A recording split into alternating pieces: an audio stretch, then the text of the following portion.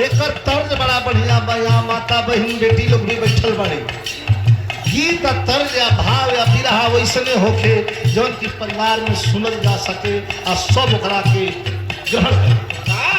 एकर तर्ज कितना बढ़िया बा। रजनीगंधा में तिन कोनो मेहरारू कई ओरहन बा, गावरहन बा। मुहे लगवला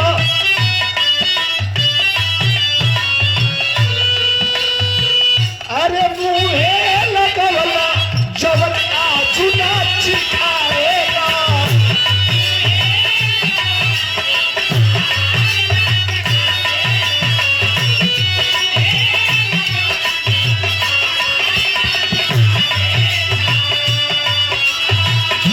अरे मुहे लगवला जवन आजू ना चिखाएगा। ए राजा जी राजा जी काहे के कहे कहू काहेगा। राजा जी काहे के कहे जा।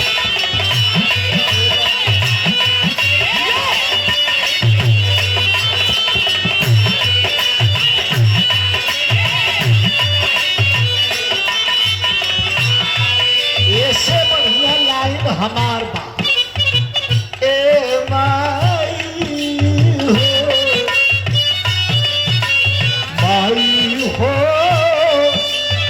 अरे काहे नाही हमरो के गवाए। देख के प्रीत की देख के प्रीत की स्वर में सजाता।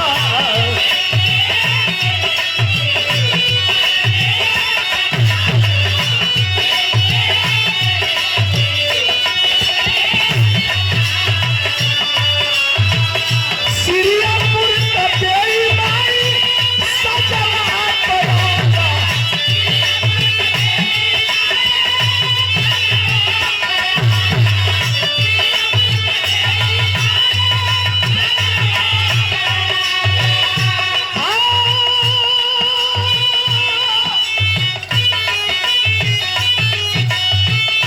अरे सिरियापुर का तेरी मैया सजाओ प्रयाजा।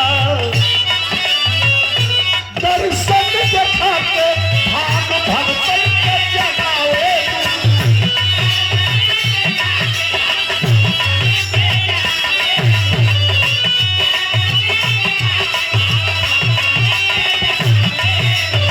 अरे दर्शन देखा के भाग भगतन के जगाओ।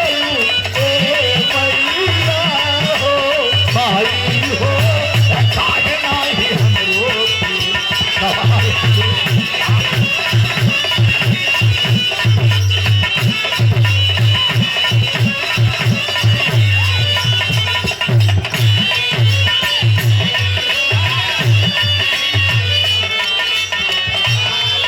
और हमारे गार्जियन हमारे अभिभावक हमारे अखाड़े के बहुत अच्छे और पुराने कलाकार जिनके गोद में बैठ करके हमने गाना बजाना सीखा और गाया है श्री दीपन यादव जी हमारे पिता तुल्य हैं। आपके द्वारा जो पुरस्कार प्रदान किया गया है प्यार है आपका। मैं बाबूजी के चरणों में प्रणाम करता हूँ श्री दीपन यादव जी को। सब भैया के प्रणाम। दूसरी लाइन बड़ी सुंदर बा। केकरा केकरा के भक्त कहाँ कहाँ से आवाहन और आमंत्रित कर रहे हैं।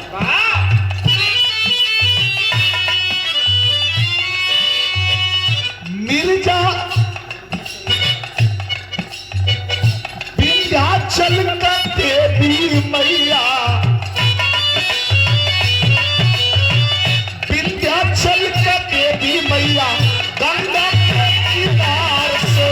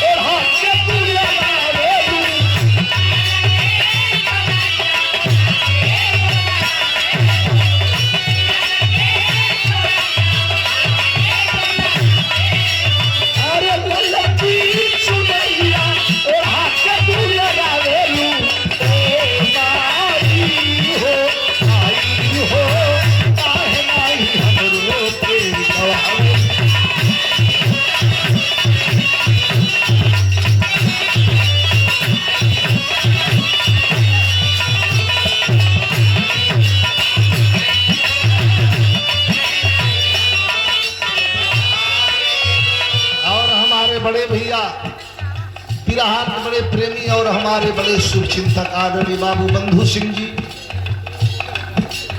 ये सरवा की धरती से सुबह ही उन्होंने फोन करके यहाँ का पता और जायजा लिया और हमने कहा कि भैया मैं कुछ 1-2 घंटे लेट हो सकता है। कहे कि ऐसा पोजीशन बा कि हमारा रुकी के आवे के हुई, आप पहुंचिए, रजनीगंधा जी शुरू करेंगे, उनका खत्म नहीं होगा तब तक हम आ जाएंगे। 201 रुपए का पुरस्कार बाबू बंधु सिंह जी के द्वारा शर्मा की धरती से, जो कलाकारों के बड़े कदरदान हैं, खास तौर से गायिकाओं के बड़े मेहरबान हैं। अरे भैया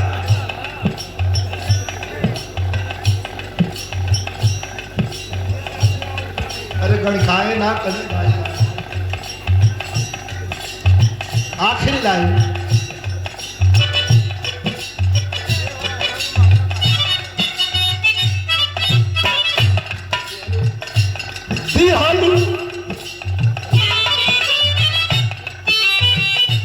दिहलू सने हतू गणे सलाम ताल के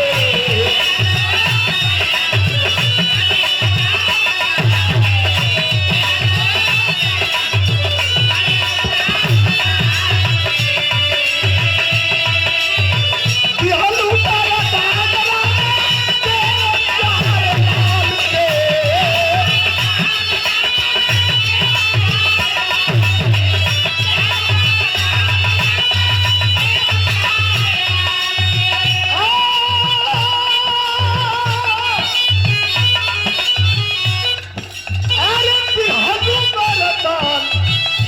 राम देव प्यारे दान के विजयी की बेरी काहे बेरिया लगावेली।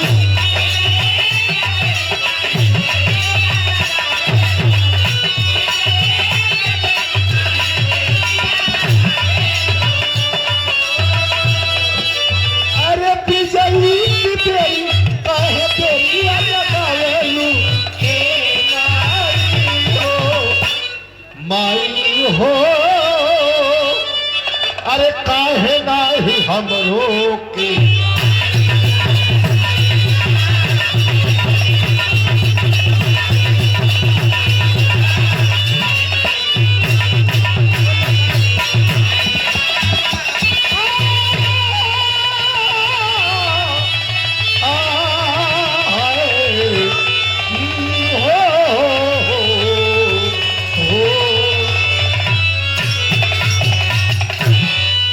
ये पुरस्कार 101 रुपया हमारे तो दोनों से तेल छुअत रहे तो हम गाड़ी